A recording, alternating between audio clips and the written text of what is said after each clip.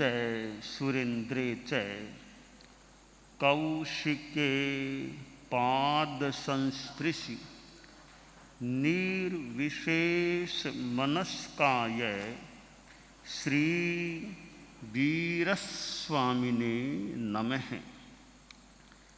भगवती सूत्र में कहा गया है, उच्चा गोय कम्मा शरीर पयोग बंधे णम भन्ते कस्य कम्मस्य उदएणम।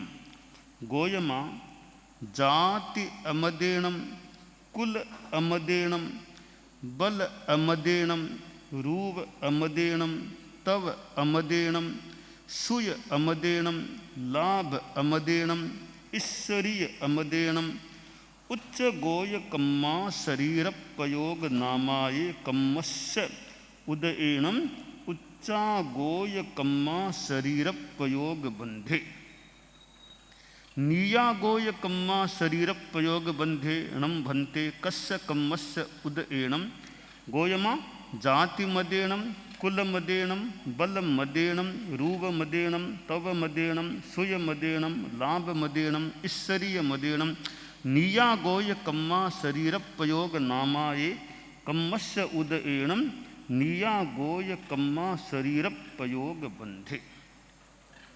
8 कर्मों में 7वां कर्म गोत्र कर्म है। गोत्र कर्म भी पुण्य और पाप दोनों रूपों में होता है।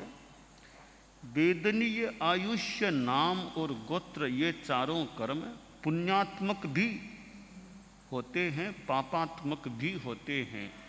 शेष 4 कर्म एकांत पापात्मक ही होते हैं। तो प्रश्न किया गया कि गोत्र कर्म के 2 प्रकार हैं, उच्च गोत्र, नीच गोत्र। तो उच्च गोत्र कर्म शरीर प्रयोग बंध किस कर्म के उदय से होता है? उत्तर दिया गया कि उच्च गोत्र कर्म शरीर प्रयोग बंध के ये 2 हेतु हैं। जाति का मद न करना, कुल का मद न करना, बल का मद न करना, रूप का मद न करना, तप का मद न करना, श्रुत का मद न करना, लाभ का मद न करना, ऐश्वर्य का मद न करना और उच्च गोत्र कर्म शरीर प्रयोग नाम कर्म का उदय। कि यह गोत्र कर्म जो पुण्य के रूप में होता है वह उच्च गोत्र कहलाता है, और जो पाप के रूप में होता है, अशुभ होता है, वह नीच गोत्र कहलाता है। अब प्रश्न है, इनका बंधन किन कारणों से होता है? इसको सार संक्षेप में कहा जाए तो यूं कहना ठीक प्रतीत हो रहा है कि निरहंकार भाव उच्च गोत्र कर्म बंध का कारण है और मद भाव, अहंकार भाव नीच गोत्र कर्म बंध का कारण है। अब अहंकार, घमंड अनेक प्रसंगों में हो सकता है। जैसे जाति, कुल, कोई आदमी जाति का भी घमंड कर ले, मैं इतनी ऊंची जाति का हूं, मातृपक्ष पितृपक्ष या जाति कुल, जन्म जहां हो गया वो हो गया, पर मेरा अमुक जाति में हुआ, इसको लेकर घमंड होता है, वो एक त्याज्य है। बाकी जाति पर भी विचार किया जा सकता है, भाई किस जाति का व्यक्ति है, कौन सा परिवेश है, और यों जाति का कितना क्या प्रभाव है, यह एक अलग विवेचन का विषय हो सकता है कि कौन सी वंश परंपरा का आदमी है। एक पक्ष है कि संस्कार कैसे, ज्ञान कैसा, योग्यता कैसी, वो भी एक पक्ष है। आज हम लोकतंत्र में देखें, भारत लोकतांत्रिक प्रणाली से संचालित राष्ट्र है, तो यहाँ कोई प्रधानमंत्री बनने के लिए यह नहीं कि अमुक जाति का होगा तो ही प्रधानमंत्री बनेगा, अमुक जाति का होगा तो ही राष्ट्रपति बनेगा, ऐसा कुछ नहीं है। एक चाय बेचने वाला व्यक्ति, चाय बेचने वाले का बेटा प्रधानमंत्री पद तक जा सकता है, राष्ट्रपति तक आदिवासी परिवार का व्यक्ति, आदिवासी परिवेश का व्यक्ति राष्ट्रपति के पद तक जा सकता है। तो जिसको जाति की दृष्टि से भले महत्व न भी दें, पर उच्चतम पद तक वह व्यक्ति भी वर्तमान की लोकतांत्रिक प्रणाली में पहुंच सकता है। तो वर्तमान में तो ऐसा देखें कि यह जातिवाद, लोकतांत्रिक प्रणाली में मानो जातिवाद को तो महत्व ही नहीं है। जो भी आदमी अपने ढंग से चुनाव में जीत जाए तो कुर्सी पर, सत्ता पर वो आ सकता है। तो एक विचारधारा यह है कि भाई जाति से कोई मतलब नहीं, जातिवाद अतात्विक है, उस आदमी में योग्यता होनी चाहिए, संस्कार अच्छे होने चाहिए। एक नीच जाति या सामान्य जाति के परिवार में जन्मा हुआ आदमी भी कोई महान व्यक्तित्व के रूप में सामने आ सकता है। तो जाति जो भी है, जाति का घमंड कम से कम इतना तो मान लें कि जाति का घमंड तो नहीं ही करना चाहिए। घमंड काम का नहीं, और तो अलग विवेचन का विषय है कि जाति का, वंश का क्या प्रभाव आदमी पर पड़ सकता है और जाति का कितना क्या महत्व है। यह एक अलग चिंतन, मंथन, तर्क का विषय बन सकता है, एक अलग चीज है। परंतु कुछ भी हो, अध्यात्म की दृष्टि से देखें तो घमंड तो नहीं ही करना चाहिए। अध्यात्म के संदर्भ में ये घमंड नहीं, मद नहीं, गर्व नहीं। तो जाति का मद न करना, कुल का मद न करना, बल का भी मद न करना। कोई आदमी बड़ा शक्तिशाली है, इतना शरीर से बलवान है कि कठोर काम भी करा लो, बड़ा भार उठाना हो तो उठा लो, भारी भरकम गाड़ी को निकालना है तो धक्का दे करके निकाल दे, इतना बल है। हाथों पर एक आदमी को खड़ा कर ले, मुट्ठी पर, हाथों पर कोई खड़ा कर ले, आदमी को उठा दे, हाथ मेरे हाथों पर तुम खड़े हो जाओ, ऐसा कोई मान लो कर दे तो कितना बल होगा उसमें। कितना ही भार उठाना हो, भारी भरकम पाटा, जो भी चीज उठाना है तो उठा ले, यह बल है शरीर में।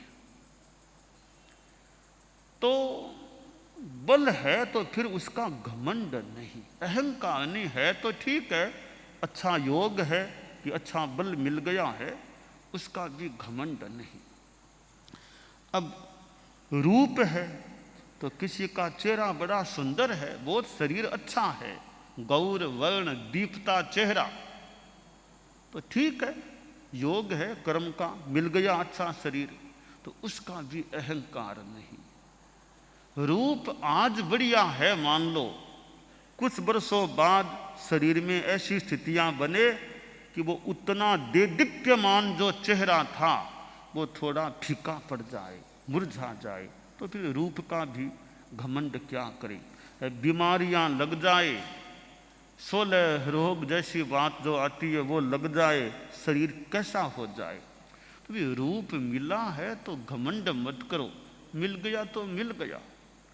और एक दृष्टि से देखें तो रूप का ज्यादा महत्व नहीं है हमारे जीवन में। फूट रहा है और चीजें उसमें कैसी है, चेहरा मान लो फूट रहा है, पढ़ाई लिखाई कितनी है, ज्ञान की योग्यता कितनी, संस्कार कैसे हैं, व्यवहार कैसा, ये भी तो बड़े फैक्टर्स हैं जीवन में। तो रूप का है भी तो बहुत थोड़ा मूल्य है, ज़्यादा मूल्य तो ज्ञानवत्ता, योग्यता, क्षमता, संस्कार, आचरण, व्यवहार, उन चीज़ों का ज़्यादा महत्व है। तो रूप का भी घमंड नहीं करना चाहिए। गुरुदेव तुलसी का भी रूप हमने देखा, आप लोगों ने, बहुतों ने देखा होगा। तो उनका चेहरा यूँ अच्छा दीपता, अच्छा चेहरा लगता था। विराजमान होते तो चेहरा एक बहुत अच्छा गौर वर्ण ऐसा यूँ दिखाई देता। तो ठीक है, पुण्य का योग मान ले। चेहरे की सुंदरता, अच्छापन, नाक कैसा, कान कैसा। गुरुदेव महाप्रज्ञ जी का जो गीत है, कानों की छटा निराली, आँखें इमरत की प्याली, कानों की छटा, आँखें इमरत की प्याली, किसने सौंदर्य सजाया रे, महाप्राण गुरुदेव। किसने सौंदर्य सजाया रे, महाप्राण गुरुदेव। कैसी वह कोमल काया रे, महाप्राण गुरुदेव। पुष्पों ने शीश झुकाया रे, महाप्राण। कंचन सी कोमल काया रे, महाप्राण गुरुदेव। तो आचार्य श्री तुलसी को मैंने भी देखा है, और भी अनेक संतों साधियों ने, आप लोगों में से बहुतों ने, कईयों ने देखा ही होगा। तो उनमें जितना जाना, चेहरे की सुंदरता, शरीर में सौंदर्य था। तो यह पुण्याई का एक कार्य कि शरीर सुंदर है, परंतु सुंदरता का घमंड नहीं करना चाहिए, अहंकार नहीं। और आदमी के पास मान लो तपस्या है, तपस्या करने वाला है, तो तप का भी अहंकार नहीं करना चाहिए। इतनी तपस्या मैंने इतनी कर ली, अपनी प्रशंसा ज़्यादा, वो उस भावना से आत्मश्लाघा के रूप में खुद की प्रशंसा नहीं करनी, मैंने इतनी तपस्या की, वो किया वो किया। तो आत्मश्लाघा की भावना से अपना बखान नहीं करना चाहिए कि मैंने इतना कर लिया, इतना कर लिया, घमंड नहीं आना चाहिए। और लाभ हो से इतना लाभ, आप गृहस्थों को देखें तो इतनी कमाई, इतनी कमाई, इतनी कमाई करता हूँ, इतनी कमाई। तो कमाई करते हो तो ज़्यादा बखान मत करो, ज़्यादा घमंड मत करो। ठीक है, आपके योग है, पैसा आ रहा है, लक्ष्मी आ रही है, लक्ष्मी बरस रही है, ठीक है, मान लो योग है जो भी, इसका ज़्यादा घमंड नहीं करना चाहिए। और किसी को सत्ता मिल जाए, अधिकार मिल जाए, तो सत्ता का अहंकार नहीं, अधिकार है तो अधिकार का अच्छा उपयोग करना अलग बात है। अधिकार का घमंड नहीं कि मेरे पास अधिकार आ गया, मैं सत्ता में आ गया, चाहूँ वैसा कर दूंगा, वैसा कर, ऐसा नहीं बोलना चाहिए, मैं चाहूँ वैसा कर दूंगा। अधिकार मिला है मानो सेवा के लिए मिला है, अच्छा कार्य करने के लिए मिला है। अधिकार का अच्छा उपयोग करो तो एक मान लो गलत बात नहीं है। अधिकार का दुरुपयोग करो और अहंकार करो तो अधिकार का अहंकार नहीं, अधिकार का आदमी को आध्यात्मिक धार्मिक अच्छा उपयोग करना चाहिए। तो ये 8 चीजें हैं, जाति, कुल, बल, रूप, तपस्या, लाभ, श्रुत ऐश्वर्य या श्रुत लाभ ऐश्वर्य।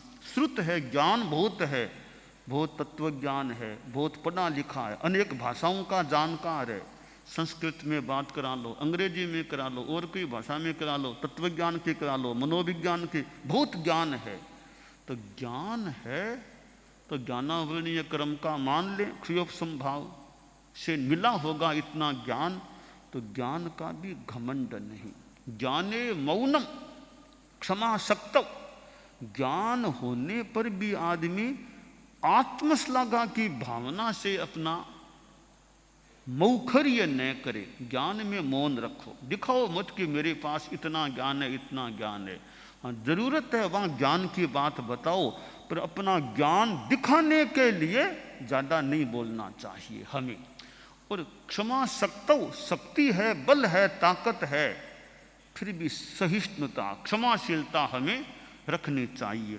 तो उस भगवती सूत्र में जो बताया गया है कि इन चीज़ों का मद नहीं करने से, अमद के भाव से वो उच्च गोत्र कर्म का बंध होता है, और इन चीज़ों का मद करे कोई तो उल्टा नीच गोत्र कर्म का बंध हो जाता है।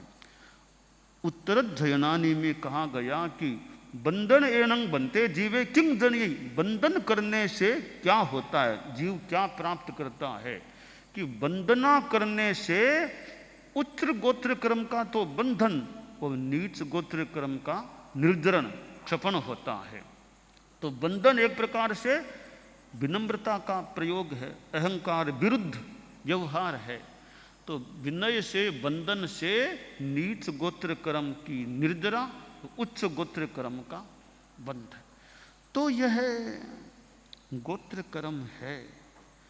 तो इस संदर्भ में बस मद और अमद, अमद भाव से उच्च गोत्र और मद भाव से नीच गोत्र का बंधन बताया गया है। हमारी दुनिया में कई बड़े पुण्यशाली होते हैं, बड़े प्रतिष्ठित लोग होते हैं, बड़ी इज्जत उनकी होती है। हर दृष्टि से देखो, आप गृहस्थों में देखें, हम साधुओं की भी बात है अलग ढंग की, गृहस्थों की देखें तो समाज में विभिन्न रूपों में प्रतिष्ठा है। कि पैसे की बात करो तो भी बड़ी इज्जत है, साहब बहुत संपन्न आदमी है। और समाज में कि भाई कि पद या पद के लायक भी इनको अच्छे आदमी, इनको पद मिलना चाहिए। कि ज्ञान में अच्छे पढ़े लिखे आदमी, ज्ञान भी अच्छा है। तो समाज में भी कईयों की बड़ी अच्छी प्रतिष्ठा है, तो मानना चाहिए कोई ऐसा पुण्य कर्म का उदय है कि समाज में इज्जत है, प्रतिष्ठा है, और उनके सदाचार की प्रतिष्ठा भी, बड़ा ईमानदार आदमी है, बड़ा प्रामाणिक है, कोई शंका की जरूरत नहीं, इस आदमी को कुछ भी दे दो कर दो, कहीं कोई आशंका मत करो कि क्या होगा, विश्वास रखो, विश्वस्त आदमी है ये। तो विश्वस्तता की भी बड़ी प्रतिष्ठा हो सकती है कि ये समाज के हमारे विश्वसनीय आदमी हैं। तो धर्म संघ के संदर्भ में भी बहुत ये मानिष्ठ व्यक्ति हैं, अच्छे श्रावक हैं, इनकी बड़ी इज्जत है, तत्वज्ञानी है, इनकी बात बड़े बड़े भी इनकी बात पर ध्यान देते हैं। तो यह एक पुण्यवत्ता अनेक रूपों में गृहस्थ जीवन में भी हो सकती है। फिर परिवार की अनुकूलता है, परिवार में बेटे पोते सब आज्ञाकारी हैं, मान सम्मान रखने वाले हैं, कहा मानने वाले हैं, तो परिवार में भी अच्छा है। तो ये पुण्य के योग हैं। बस आदमी अपना घमंड से, हम सभी के लिए बात है, हम सभी साधु हो चाहे श्रावक हो गृहस्थ हो, घमंड से हम सभी को बचने का प्रयास करना चाहिए। जिंदगी में कुछ मिला है तो उसका अच्छा आध्यात्मिक धार्मिक उपयोग करें, यह लाभ की बात है। बाकी जो कुछ मिला वो मिल गया, बस घमंड नहीं करना चाहिए।